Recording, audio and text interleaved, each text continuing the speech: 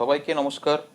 আজকের ক্লাসে আমি চ্যাপ্টার 12 অল্টারনেটিভ ফর্মসটা কি আজকে আমরা ওইটাই জানবো যে অল্টারনেটিভ ফর্মসটা আমরা কখন কিভাবে ইউজ করি এবং অল্টারনেটিভ ফর্মসটা কি হয়। দেখুন, এফআর ভিআর, এফএল ভিএল, মানে এফআর এর সাথে, এফআর বলতে কোনটা, এফ এর সাথে যখন আমরা ইনিশিয়ালি একটা হুক দিই ওইটা আর হুক হয়। এইবার এফ এর সাথে ইনিশিয়াল হুক দিলে এফ আমরা কীভাবে লিখি, এইভাবে। এবার এফ এর সাথে যখন ইনিশিয়ালি হুক বলতে কি ছোট্ট একটা হুকের মতন যখন দিই, এটা হবে এফ আর। এবার অল্টারনেটিভ ফর্ম কোনটা, এফ আর এর এটা হলো সিম্পল যেটা আমরা নর্মালি লিখি। এবার অল্টারনেটিভ ফর্ম হলো যখন এটা ঠিক উল্টো দিকে আমরা এইভাবে লিখি, এ হলো এফ আর। তারপর ভিআর সেম, ভিটা কি একটু ডিপ, এই হলো ভিআর, এই হলো অল্টারনেটিভ ফর্ম ভিআর। তারপর ইথার, ঠিক আছে, এই হলো এর সাথে আর এর হুক মানে ইথার, তো এই হলো তার ইথারের অল্টারনেটিভ ফর্ম, ঠিক আছে। এবার এফএল ভিএল, যখন বড় করে ইনিশিয়ালি কার্ভ স্ট্রোকের মধ্যে বড় করে ইনিশিয়ালি হুক দিই, এটা হলো এফএল এল হুক। এবং এফএল, আর তারপরে এফএল হুক যখন অল্টারনেটিভ ফর্মে আমরা লিখবো, ওটা কি, এই হলো অল্টারনেটিভ ফর্ম, ঠিক আছে। তারপর এই হলো ভিএল হুক, এই হলো ভিএল এর অল্টারনেটিভ ফর্ম, ঠিক আছে। এইবার আমরা এটা কিভাবে ইউজ করব। দেখুন, এখানে additional science for FR VR, মানে এফআর ভিআর এর এডিশনাল সাইনটা আমি দেখিয়ে দিলাম, ঠিক আছে। এবার আপনি দেখুন যে আমরা কিভাবে এটা অ্যাপ্লাই করব। দেখুন লেখা, the strokes downward R or S are not hooked, মানে ডাউনওয়ার্ড আর এর সাথে কোনো আমরা হুক ইউজ করি না।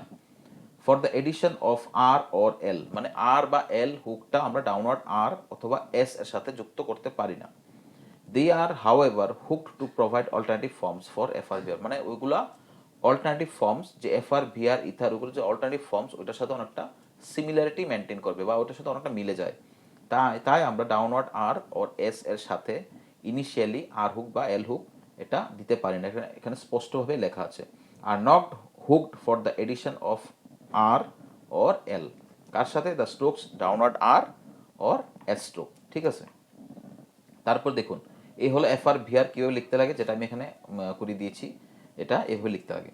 তারপর লেখা আছে, the first form of each pair is called left curve, মানে প্রথম যে পেয়ারটা, the first form of each curve, প্রথম এই যে এটা হলো ফার্স্ট ফর্ম, এই যে কার্ভটা ওইটা কি কার্ভ বলি, ওটাকে আমরা কি বলি, লেফট কার্ভ। তারপর তার মানে ওইটা কি, অবভিয়াসলি রাইট কার্ভ, ঠিক আছে। তাহলে এটা লেফট কার্ভ, ঠিক আছে, আর এটা হলো কি, রাইট কার্ভ, ঠিক আছে, ক্লিয়ার। তারপর দেখুন, because it is made with the left motion, মানে ওটা লেফট মোশন লিখতে লাগে, তাই এটা লেফট কার্ভ আমরা বলছি। The second form of each pair, এই যে সেকেন্ড ফর্মটা কি, প্রত্যেকটা পেয়ারের সেকেন্ড ফর্মটা কি, second form of each pair is called a right curve, ঠিক আছে। Because it is made with the right motion, মানে এটা রাইট মোশনে তৈরি করা হয়, রাইট মোশনে লেখা হয় বলে এটা, ঠিক আছে, এটা right curve. There is only one form of ithel, namely the left curve. ইথেলের শুধুমাত্র একটা ফর্মই হয়, there is only one form of ithel, সেটা কি, ইথ এর সাথে যখন বড় করে এল হুক দিই, এই যে ইথের সাথে বড় করে এল হুক দিলে এটাই হয় ইথেল, ঠিক আছে, নেমলি দ্য লেফট কার্ভ। এটা কি হয়, কি বলবো আমরা, লেফট কার্ভ, ঠিক আছে, এটাকে আমরা বলবো লেফট কার্ভ। তারপর দেখুন, পয়েন্ট নাম্বার 73 এর এ, ওয়েন স্ট্যান্ডিং অ্যালোন, মানে এফআর ভিআর এফএল ভিএল যাই আছে, when standing alone the left curves for FR VR are used if a vowel precedes, মানে যদি একা বসে এফএল ভিএল এফআর ভিআর যদি একা বসে এবং কোনো ওয়ার্ড তৈরি করে, তাহলে ওইটা আমরা কিভাবে লিখবো, লেফট কার্ভে। লেফট কার্ভ কোনটা, প্রত্যেকটা পেয়ারের প্রথমটা হলো লেফট কার্ভ, এই হলো লেফট কার্ভ। যদি একা বসে এবং তার আগে কোনো ভাওয়েল উচ্চারণ থাকে, সেই ক্ষেত্রে আমরা FL VL FR VR left মোশনে লিখবো। যেমন দেখুন, ধরুন FR VR either FL VL যদি একা বসে এবং তার পূর্বে যদি ভাওয়েল উচ্চারণ হয়, তবে FR VR FL VL ethyl যা যা আছে সবটাই কীভাবে লিখবো, লেফট মোশনে লিখবো। ধরুন আমি একটা এক্সাম্পল বলছি, এভার, ই ভি ই আর, এভার, দেখুন এই হলো লেফট মোশন, ঠিক আছে, এই হলো লেফট মোশন মানে লেফট কার্ভ, একই কথা, লেফট মোশন বা লেফট কার্ভ। এবার এভার কীভাবে লিখবো, দেখুন আগে ভাওয়াল উচ্চারিত আছে, সেক্ষেত্রে ভিআর হুক, এ হলো এভার, ঠিক আছে।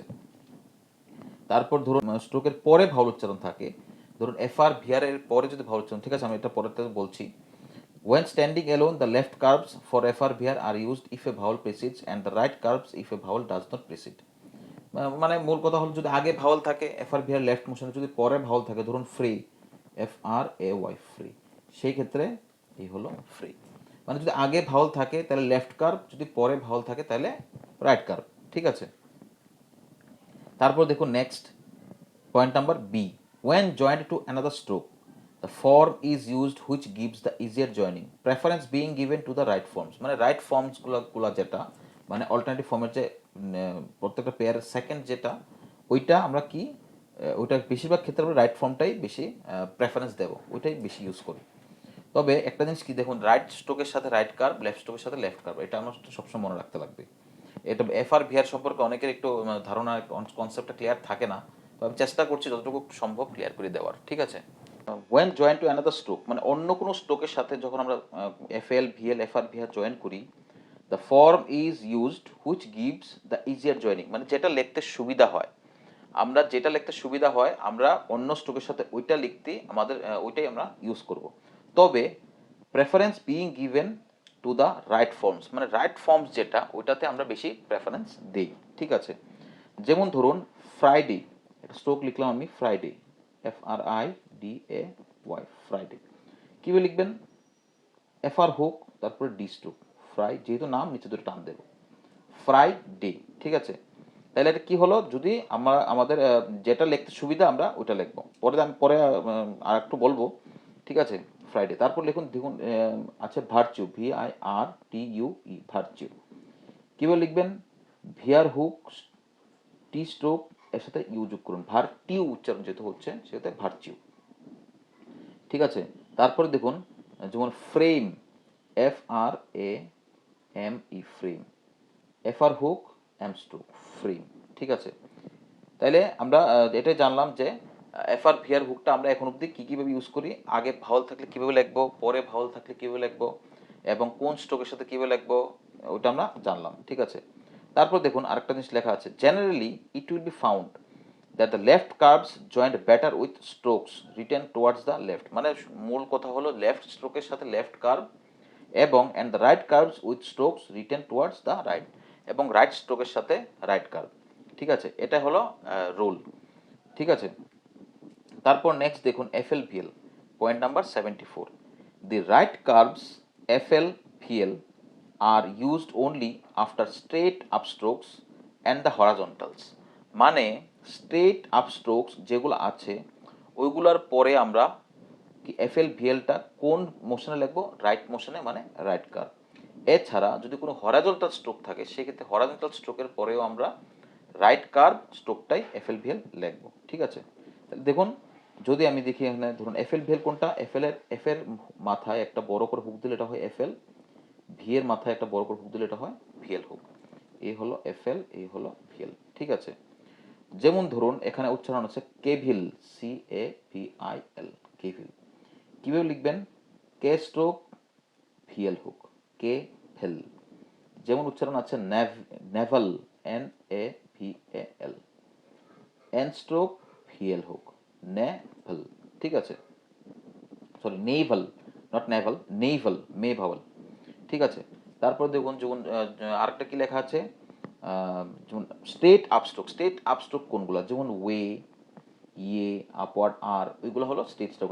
তারপর আপওয়ার্ড এইচ, ধরুন আপনার স্পেলিং আছে ধরুন রাইফেল RIFLE রাইফেল, কীভাবে লিখবেন আপওয়ার্ড আর লিখে FL হুক।